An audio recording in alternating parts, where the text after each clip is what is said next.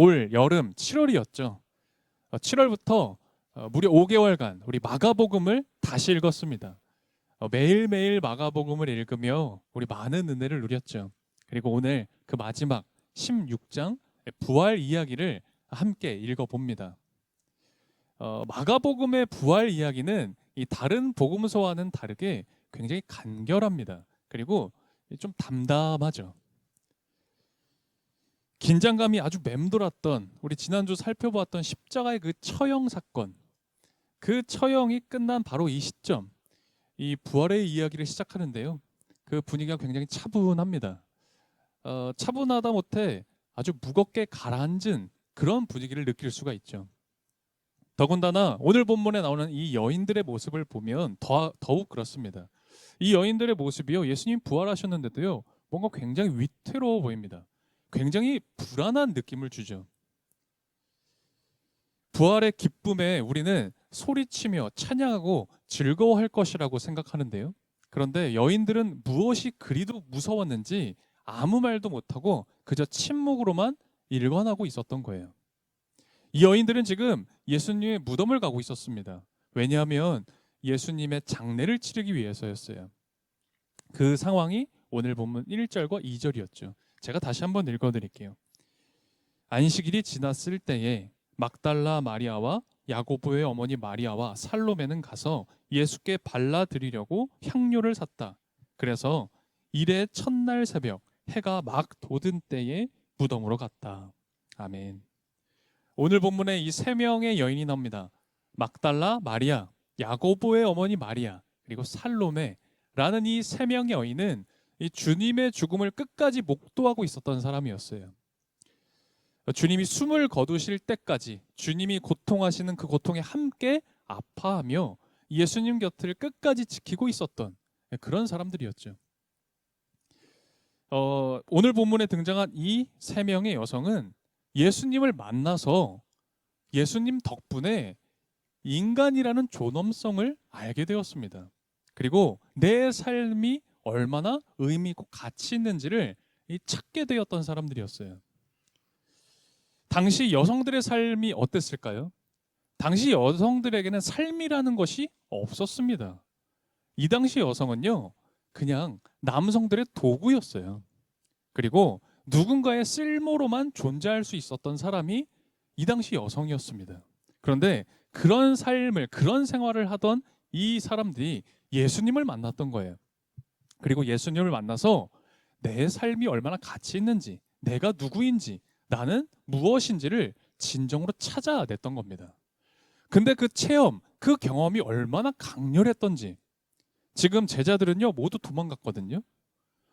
제자들은 다 뿔뿔이 흩어졌습니다. 예수님을 저주하면서 도망갔어요. 그런데 이 여인들은 정치범으로 잡혀서 죽은 그 예수님의 시신을 수습하는 그 일에 자처하고 나섰던 겁니다.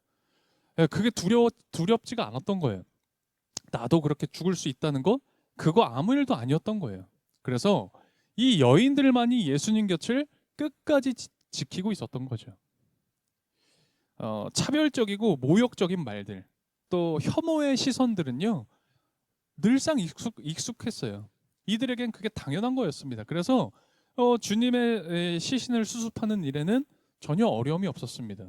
근데 문제가 딱 하나 있었어요. 그 문제가 뭐냐면 무덤을 막고 있는 큰 돌이 있는데 그거를 옮기는 게 이들에겐 문제였던 거죠. 그래서 3절은 이렇게 기록하고 있어요. 제가 읽어드리겠습니다. 그들은 누가 우리를 위하여 그 돌을 무덤 어귀에서 굴려내 주겠는가 하고 서로 말하였다. 그러니까 이 여성 3명이서 큰 그 돌을 옮기는 것이 굉장히 어려웠던 거죠. 무엇보다 나를 아주 생기 넘치는 삶으로 이끌어 주신 그 예수라는 분, 이 예수님이 더 이상 계시지 않는다, 이 세상을 떠나셨다라는 게 이들의 마음을 정말 무겁게 했던 겁니다. 그래서 이 무거운 돌은 사실 이 그녀들의 마음이기도 했던 거예요. 너무나 무거운 마음이었죠. 그런데 4절을 한번 볼까요? 우리 4절 한번 같이 읽어보겠습니다. 4절 읽겠습니다. 그런데 눈을 들어서 보니 그 돌덩이는 이미 굴려져 있었다. 그 돌은 엄청나게 컸다. 아멘. 여러분 그들이 걱정했던 건 그 도구를 어떻게 옮기지? 어떻게 옮겨서 예수님의 시신에 향료를 바르고 장례를 치르지? 이런 걱정 가운데 갔는데요. 그건 기우였어요. 이미 돌은 굴러져 있었고 무덤 문이 활짝 열려 있었던 거죠. 여인들은 깜짝 놀랐습니다. 왜냐하면 뭐 그때나 지금이나 좀도둑들은 기승이었거든요. 혹시 값비싼 장례용품을 훔치려고 누가 왔나? 예수님의 시신을 누가 훼손하진 않았을까? 걱정이 돼서 얼른 그 무덤으로 들어갔어요. 그런데 이게 웬걸? 너무나 놀랐던 거죠. 예수님의 시신이 없는 겁니다. 그리고 거기에 흰 옷을 입은 한 청년, 오늘 본문에는 한 청년이라고 기록되어져 있는데 이 한 천사가 흰 옷을 입은 천사가 거기에 앉아 있었던 거예요. 여러분 생각해 보십시오. 얼마나 놀랐겠습니까? 그런데 심지어 그 천사가 말을 걸어오는 거예요. 우리한테는 이 부활 기사에 이 부활 이야기가 굉장히 익숙하잖아요. 그래서 사실은 그냥 자연스럽게 읽어가는 이야기인데요. 여러분 상상을 한번 해보세요. 여러분들이 말이 한 겁니다. 내가 살로메였던 거예요. 무덤에 갔더니 시신은 없고 한 사람, 한 천사가 앉아서 말을 걸어오는 겁니다. 여러분 놀라는 수준이 아니라 이건 경악했을 거예요. 공포입니다, 사실은. 그리고 이 청년이 이 천사가 이렇게 얘기를 했던 거죠. 그것이 5절에서 8절까지였습니다. 우리 5절에서 8절까지 다시 한번 읽어볼까요? 5절에서 8절 한 목소리로 읽어보겠습니다. 그 여자들은 무덤 안으로 들어가서 웬 젊은 남자가 흰옷을 입고 오른쪽에 앉아 있는 것을 보고 몹시 놀랐다. 그가 여자들에게 말하였다. 놀라지 마시오. 그대들은 십자가에 못 박히신 나사렛 사람 예수를 찾고 있지만 그는 살아나셨소. 그는 여기에 계시지 않소. 보시오. 그를 안장했던 곳이오. 그대들은 가서 그의 제자들과 베드로에게 말하기를 그는 그들보다 먼저 갈릴리로 가실 것이니 그가 그들에게 말씀하신 대로 그들은 거기에서 그를 볼 것이라고 하시오. 그들은 뛰쳐나와서 무덤에서 도망하였다. 그들은 벌벌 떨며 넋을 잃었던 것이다. 그들은 무서워서 아무에게도 아무 말도 못하였다. 아멘. 자, 빈 무덤에 들어갔습니다. 이 당시 무덤은 동굴 형태로 되어 있었거든요. 그 빈 무덤에 들어갔는데요. 이들이 너무 놀랐어요. 거기에 예수님이 없고 천사만 앉아 있었거든요. 근데 천사가 이야기하는 거예요. 예수님 부활하셨다고. 예수님이 살아나셨다는 거예요. 그리고 그걸 베드로와 제자들에게 이야기하라는 겁니다. 예수님은 이미 갈릴리로 떠나셨으니 거기서 만나자고 하셨다. 이 말을 좀 전하라는 겁니다. 천사의 말에 그녀들은 어떻게 했을까요? 할렐루야, 드디어 라고 외치면서 즉각 그 말에 순종했을까요? 성경에는 그런 표현이 없습니다. 그런데 그녀들의 반응을 보면요, 이거 굉장히 의아합니다. 그들이 반응이 어때요? 너무 놀라서 떨었대요. 그리고 도망쳤답니다. 거기서 도망친 겁니다. 그리고 오늘 8절에는 뭐라고 나와 있죠? 그들은 벌벌 떨며 넋을 잃었대요. 얼마나 놀랐는지. 귀신을 본 것처럼 놀란 거죠. 얼마나 그게 공포였는지 몰라요. 그래서 넋을 잃었고요. 그들이 아무 말도 못합니다. 그저 침묵만 하고 있었던 거예요.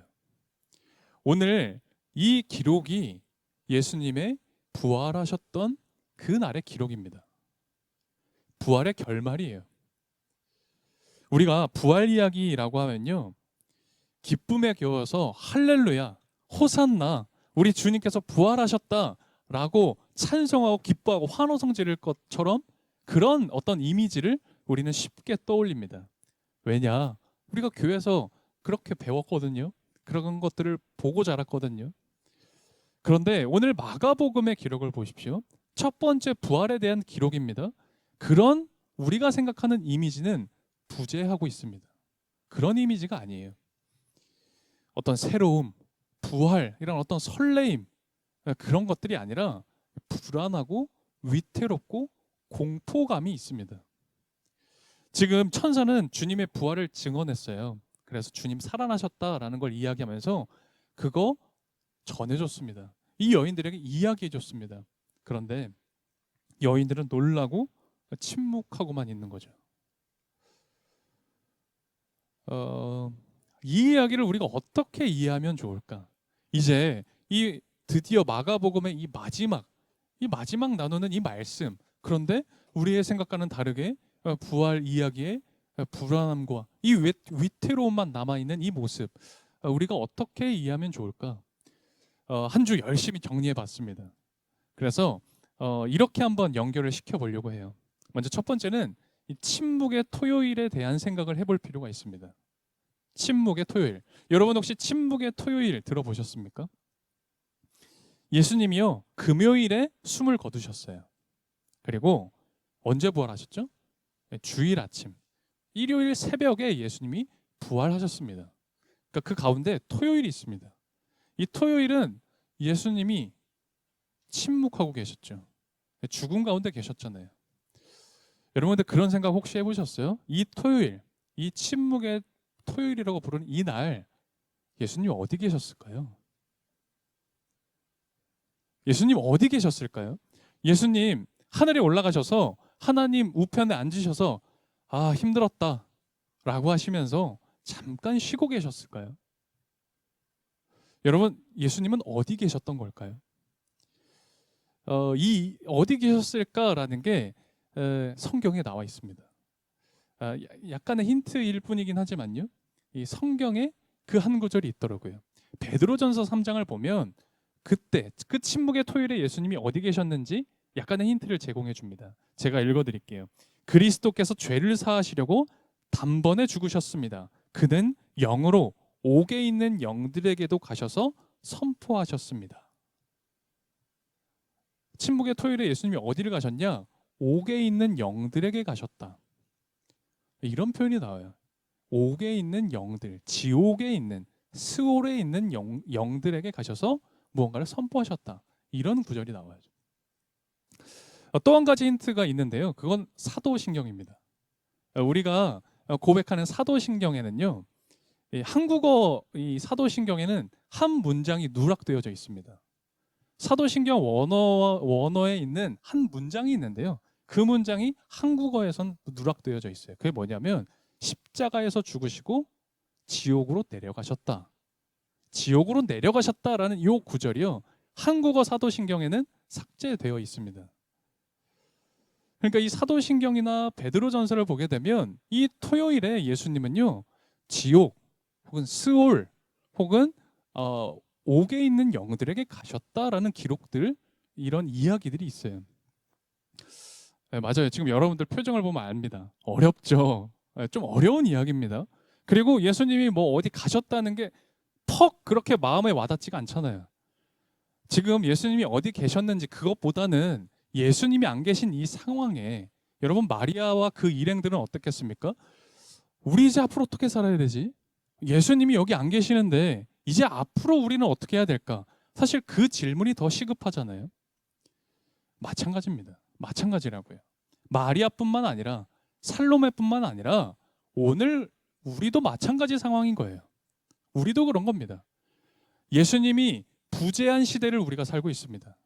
예수님이 보이지 않습니다. 예수님이 계시다고 하는데 예수님이 보이지 않는 이 부재한 시대, 오늘 우리 이 신앙인들, 그리스도인들은 어떻게 살아야 되는 걸까요? 오늘 그 질문이 본문에 담겨 있는 겁니다. 우리가 우리의 몸과 영혼을 의지할 수 있는 주님이 옆에 계시다고 하면요, 어떨 것 같으세요? 마음이 든든하죠. 예수님이 옆에 계시다라는 걸 확인하게 되는 순간 어때요? 몸과 마음이 든든해집니다. 그런데 내 옆에 예수님이 더 이상 계시지 않는다라는 걸 알게 되면 우리 혼란스럽습니다. 좌절하기까지 할 수 있어요. 여러분, 그래서 우리한테 필요한 게 있습니다. 뭐가 필요하냐면 부활하신 주님을 만나야 되는 겁니다. 부활하신 주님을 만나야 한다고요. 여러분, 그렇지 못하면 주님이 안 계신 것처럼 느껴지는 그 상황, 그 침묵의 토요일은요, 오늘도 지금도 계속될 수밖에 없는 거예요. 그 침묵의 토요일을 우리는 살아갈 수밖에 없는 겁니다. 우리가 누군가에게 부활에 대한 소식을 전해 들었습니다. 그래서 우리가 부활에 대한 이야기를 알고 있잖아요.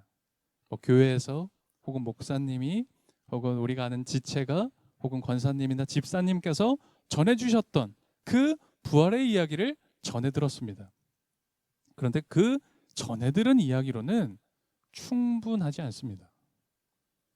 여러분, 예수님이 부활하신 건요, 비그리스도인들, 교회를 다니지 않는 비신앙인들도 다 압니다.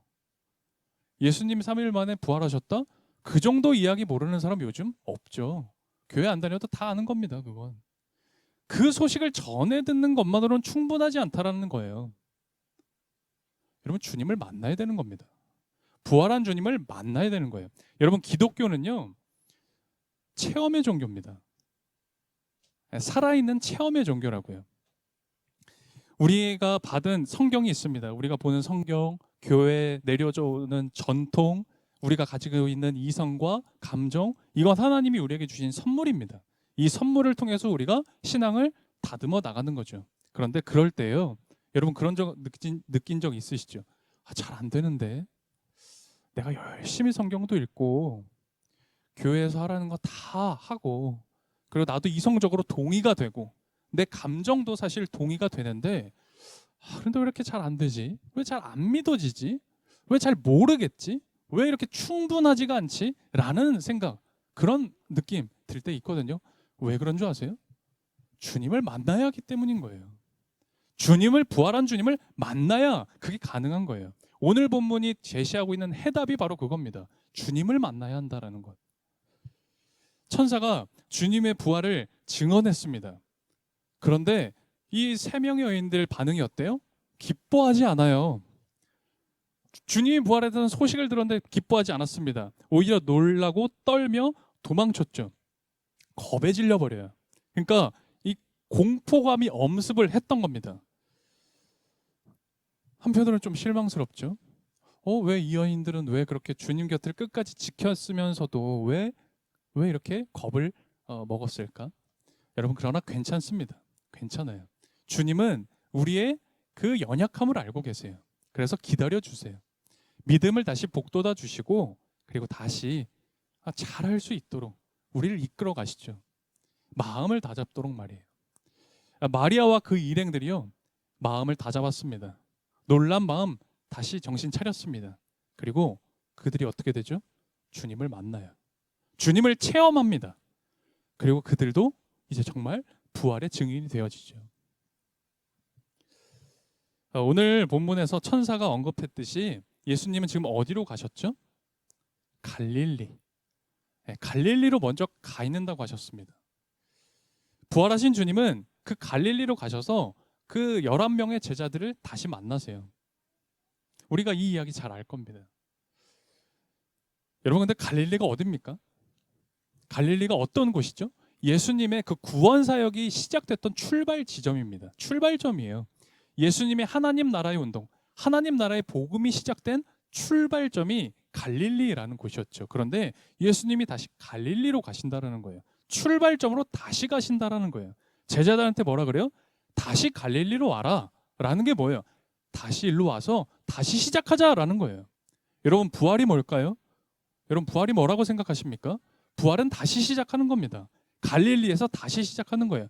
갈릴리 그 지역으로, 그 땅으로 다시 가서 다시 해보자. 예수님 말씀하고 계신 거예요. 여러분, 제자들이요, 무려 3년 동안 예수님을 밤낮 없이 쫓아다녔습니다. 그런데 그 3년간의 생활이 뭐였냐?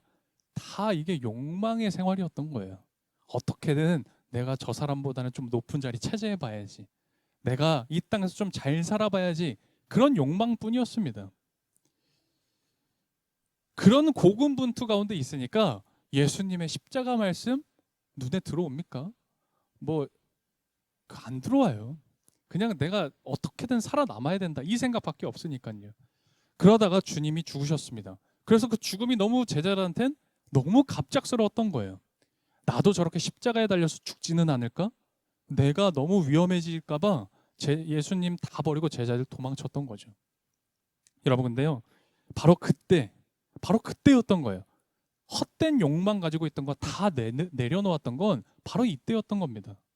이제 제자들 모든 걸 다 버리고 떠났습니다.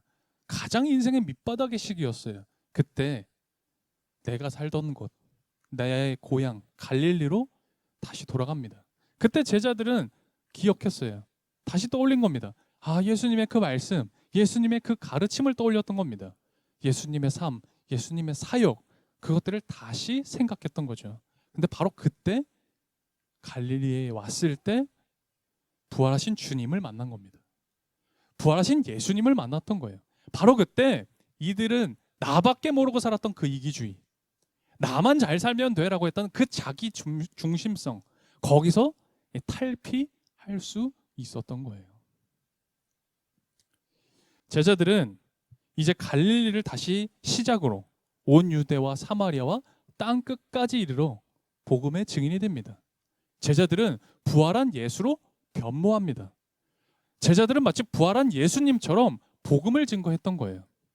그 겁쟁이들이요, 그 예수님 모른다고 다 떠난 그 겁쟁이들이요, 이제는 내 목숨 하나도 아깝지 않다 여기며 예수님의 그 복음을, 그 부활의 말씀을 전했던 거예요.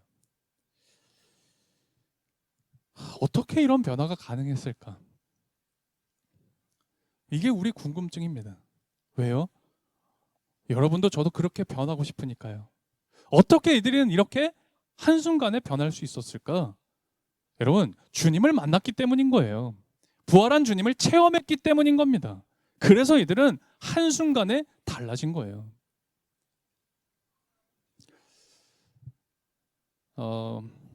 좀 개인적인 이야기를 하려고 하는데 또 이곳에 당사자가 계셔서 제가 굉장히 좀 송구하기도 하고 조심스러운데요. 저희 아내 이야기를 잠깐 하려고 그래요. 굉장히 지금 조심스럽습니다. 못 쳐다보겠어요, 저쪽을. 저희 아내가 이제 취미 생활이 없는데요. 유일한 취미 생활처럼 보이는 거 딱 하나가 있더라고요. 그게 뭐냐면 식물을 기르는 거예요. 식물. 여러분 화분 키우세요? 누가 지난주에 화분 죽었다고 막 얘기했는데 네, 저희가 딱 그래요. 저희 아내가 결혼 딱 하고 나서 딱 신혼집 이제 생활 딱 시작하면서부터 했던 게 뭐냐면 화분을 사오는 거예요. 식물을 자꾸 사옵니다. 양재 꽃시장 뭐 이런 데 가서요, 화분을 막 잔뜩 사왔어요. 저도 그때 못 모르고 이제 가는 거죠. 가서 이제 사오고, 그래서 뭐 크고 작은 것들 몇 가지 이렇게 놓고 이 식물을 키우더라고요.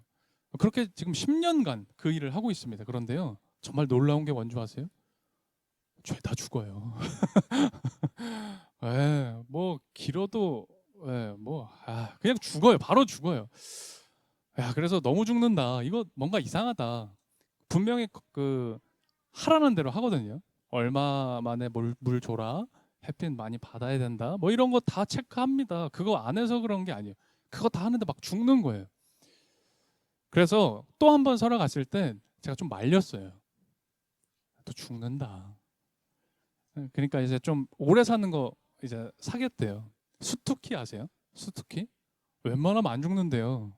네, 저도 이제 그때 알았죠. 그래서 수투키라는 게 있고, 이거 척박한 어떤 환경에 놓여도 절대 죽지는 않는다. 선인장처럼 잘 산다. 이래서 샀어요. 알로에처럼 생긴 거. 네, 뭔지 아시죠?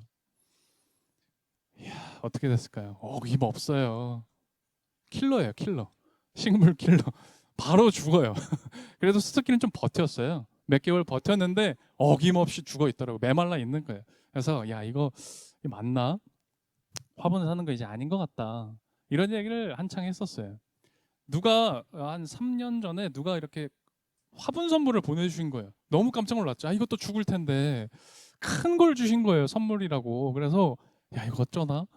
여지없이 죽어가고 있는 거예요. 메말라가는 게 눈에 보이잖아요. 막. 그래서 이거 어쩌나 했는데 다행히 부모님께서 가져가셨어요. 그거 아셔가지고 또 죽이면 안 된다라고 하시면서 그거 아직까지 잘 살아 있습니다. 부모님 댁에. 야, 그래서 우리 아내는 식물 키우는 건 안 된다. 그건 안 된다. 그걸 너무 잘 알고 있었죠. 10년 동안 반복했으니까. 그런데 문제는 올 초에 이제 죽어 있는 화분들, 그 화분이 여러 개가 있어요. 근데 올 초에 딱 그러는 거예요. 연초라서 또 그런 마음이 생겼는지 모르겠는데 화분 들고 가자는 거예요. 어딜 가? 그러니까 분갈이 하러 가자 그러는 거예요. 새로 이제 심으려고 말렸습니다. 또 죽일 거잖아. 다 아니까. 너무 잘 아니까. 근데 가보자는 거예요. 그리고 이제 최대한 오래 살 수 있는 거 키워보겠다는 거예요. 그래서 속는 셈 치고, 그리고 또 속는 셈 치고는 아니라 아시잖아요. 가야 돼요. 가자 그러면. 맞죠? 가야 되거든요. 갔어요. 그래서 전 뒷짐지고 그냥 멀리 있었어요. 아, 저거 또 죽을 텐데. 사장님이 뭐 이렇게 심어준다고 하길래 무조건 오래 사는 거, 절대 죽지 않는 거, 사막에서도 살아남는 그런 것 좀 주셔라. 그러니까 적당한 거 주셨어요. 아내도 막 이쁜 거 이런 거 고르기도 했지만 오래 사는 거 위주로 고르더라고요. 그래서 기다렸죠. 한 달 갈까? 두 달 갈까? 선인장? 3달 어려울 걸. 너 아무리 너 선인장이라도 우리 집은 쉽지 않아. 그리고 이제 데리고 왔는데요. 어느 날이었어요. 아내와 아이들이 소리를 치면서 저를 부르는 거예요. 여보 여보 하면서 아빠 아빠. 왜 무슨 큰일이야 했는데 글쎄 이걸 보여주는 거예요. 제가 사진을 찍어놨었죠. 선인장에 이거 보이세요? 이거 이게 올라온 거예요. 세상에 이게 무슨 일이에요? 우리 집에 기적이 일어난 거예요. 세상에. 그래서 막 이제 막 너무 귀여운 거예요. 예, 우리 집에 처음 있는 일이거든요. 이게 10년 동안. 그래서 아이들도 알았던 거야. 아이들도 신이 났고 우리 아내도 너무 신이 나서 막 소리쳤어요. 그리고 이렇게 사진도 찍어놨죠. 너무 신기해서. 근데 제 한편으로는 마음에 그게 있었어요. 아유 저거 어떡하지? 죽을 텐데.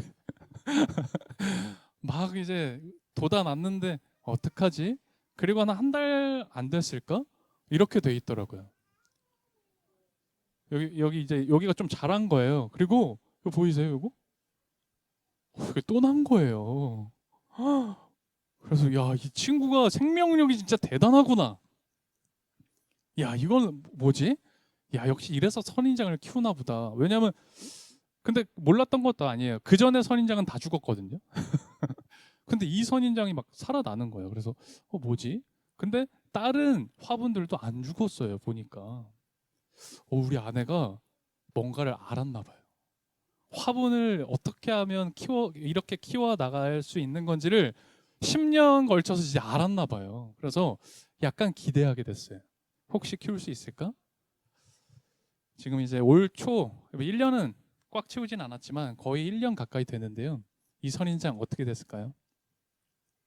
어떻게 됐을까요? 여지없이 어떻게 됐을까요? 이번 주 금요일에 그 화분이 있는 데를 사진 찍었어요.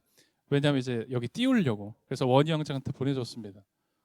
야, 이렇게 돼 있는 거예요. 3개가 올라와 있는 거예요. 너무 귀엽고 괜히 뿌듯하더라고요. 야, 어떻게 이렇게 잘할까라는 생각도 드는 거예요. 그래서 제가 이제 아내가 식물 사러 화분 구매하러 가자라고 하면요. 예전에는 안 가려고 했거든요. 근데 지금은 이거 보고 또 다른 화분들 커가는 거 보면서 이제 갑니다. 그리고 저도요 살펴보고요. 우리 집에 식물이 잘 자라네, 잘할 수 있네. 제가 이거 이제 알게 됐어요. 10년 만에. 우리 아내도 그거 좀 뭔가 알게 된 것 같아요. 여러분 화분 자라는 것도 그래요. 경험해 보면 압니다. 이렇게 하면 자라는구나. 이렇게 하니까 되는 게 있네. 여러분 이런 경험이 있어요. 그래서 생각이 달라진다고요. 작은 거였지만 제 생각이 완전히 달라졌거든요. 여러분 주님을 만나는 건 그러면 어떻겠어요? 부활한 주님을 만난다는 건 내 삶의 경계, 내 생각의 경계가 완전히 깨져버리고 부서지는 변화라는 거예요. 개혁인 겁니다. 주님을 만난다는 건 내가 바뀌는 개혁이라고요. 여러분 겁쟁이, 도망자였던 이 제자들이 한두 번 정도는 가룟 유다처럼요 예수님 팔아 넘겨버릴까? 이 생각하면서 살았던 그 제자들이 어떻게 이토록 달라질 수 있냐고요. 어떻게 이렇게 한순간에 사람이 달라질 수 있냐고요. 어떻게요? 부활한 주님을 만났기 때문인 거예요. 예수님을 만나니 달라진 겁니다. 그것밖에 없어요. 그것밖에 없다고요. 오늘 본문이 전하는 해답은 그거예요. 주님을 만나야 된다라는 거예요. 우리가 마지막으로 절대 잊어서는 한 가지가 더 있습니다. 그건 뭐냐면 부활하신 예수님이 가셨던 자리예요. 부활하신 예수님이 어디로 가셨죠? 갈릴리로 가셨잖아요. 아무 근심 걱정 없는 어떤 천국이나 어디 세상 낙원 같은 그런 좋은 곳이 아니라 거친 그 세상, 불의와 부조리가 만연한 그곳, 거짓과 속임수가 난무한 폭력적인 세상 그 한복판 갈릴리라는 곳에 주님은 가 계셨다고요. 부활한 주님이 가 계신 곳은 거기였다고요. 거기서 예수님은 다시 그 갈릴리에서 구원을, 평화를, 사랑을, 말씀을 다시 심고 계셨다고요. 부활한 주님은 거기서 만나자는 겁니다. 부활한 주님은 거기서 다시 만나자 여러분과 저를 소명하고 계시다고요. 나중에 언젠가 좀 잘 믿으면, 내가 그래도 이제 신앙생활을 하고 있으니까 언젠간 잘 믿으면 그래서 천국 가면 만나자가 아니라 주님은 바로 지금 이곳, 살아가야 하는 갈릴리, 내 삶의 갈릴리 그 땅에서 만나자 우리를 부르시고 계신다라는 거예요. 우리가 부활의 이야기를 전해 듣는 것만으로는 달라지기 어렵습니다. 도움은 돼요. 우리가 몰랐던 이야기, 예수님의 이야기를 듣는 건 도움이 됩니다. 어떤 누군가가 정말 기가 막힌 말씀을 전하면서 여러분들에게 이야기를 했을 때 그걸 전해 들은 우리들은요, 도움은 받습니다. 그런데 변화되진 않아요. 변화되긴 굉장히 어렵습니다. 여러분, 변화는 주님을 만날 때만 가능한 겁니다. 주님을 체험할 때 가능한 거예요. 여러분, 주님을 만나러 나아가세요. 이제 우리가 이제 예수님의 이야기를 다 들었습니다. 예수님의 이야기를 이제 다 압니다. 그러면 이제 예수님께 나아가셔야 되는 거예요. 예수님을 만나러요. 근데 예수님이 어디 계실까요? 예수님 도대체 어디 계시는 겁니까? 갈릴리에 계신다 그랬잖아요. 갈릴리는 내 삶입니다. 내가 생활하는 그곳이요. 여러분, 착각하지 마십시오. 예수님은 교회에서 만나는 게 아닙니다. 여러분, 주님은 이곳에서 만나는 게 아니라고요. 예수님은 여러분의 삶의 자리에서 만나는 겁니다. 여러분의 삶의 자리에 예수님은 가 계신다고요. 교회에 계시지 않습니다. 그래서 여러분의 삶으로 살아가야 된다. 삶으로 예배해야 된다. 삶으로, 그래서 삶을 강조하고 있는 거예요. 여러분, 갈릴리로 가세요. 여러분의 갈릴리에서 예수님 만나셔야 되는 겁니다. 다시 여러분 갈릴리로 가셨을 때 우리 예수님은요, 여러분을 미소로, 환한 미소로 다시 맞아주실 겁니다. 우리 함께 기도합시다. 여러분, 성경이, 여러분, 이 말씀이 일관되게 진술하고 있는 부활의 첫 번째 이미지가 있어요. 그건 뭐냐면 빈 무덤입니다. 무덤이 비어 있었어요. 주님의 시신이 안치되어 있어야 할 무덤이 비었던 거예요. 여러분, 빈 무덤이 상징하는 바가 뭘까요? 죽음은 생명을 이길 수 없다는 진리입니다. 여러분, 이 세상은 얘기하죠. 생명은 죽음을 이길 수 없다고요. 그런데 그게 아니라는 거예요. 죽음이라는 건 생명을 이길 수 없다. 어둠은 빛을 이길 수 없다는 이 진실, 그것을 빈 무덤을 통해서 우리에게 전하고 있죠. 정말 그렇습니다. 여러분, 사랑과 희생은 결코 헛되이 쓰러지지 않습니다. 오늘 여기 있는 우리가 바로 그 증거예요. 오늘 이 말씀에 주님 만나는 시간 되셨으면 좋겠습니다. 그 진실을, 그 진리를 경험하고 체험하는 우리의 삶이 되길 우리 기도했으면 좋겠습니다. 우리 함께 기도합시다. 주님, 인생의 길목에서 거대한 돌덩이에 압살당하고 나는 연약한 우리를 불쌍히 여겨 주십시오. 우리가 주님의 존재를 망각하지 않기 원합니다.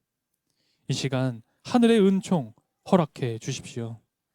죽음을 이기시고 부활하신 주님을 찬양합니다. 부활의 주님, 우리 한 사람 한 사람을 만나 주셔서 우리를 참 사람으로 거듭나게 도와주십시오. 넘을 수 없을 것만 같았던 그 경계를 뛰어넘게 하시고 개혁된 믿음으로 살아가는 우리가 되게 해주십시오. 5개월간 함께 주님을 다시 읽어가며 우리를 달라지게 하시고 매 순간 말씀으로 이끌어 주셔서 감사드립니다.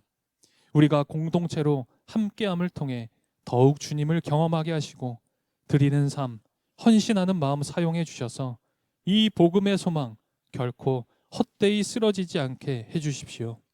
오늘 평화교회를 다시 그리고 든든히 세워가시는 주님께 감사드리며 예수 그리스도의 이름으로 기도드립니다.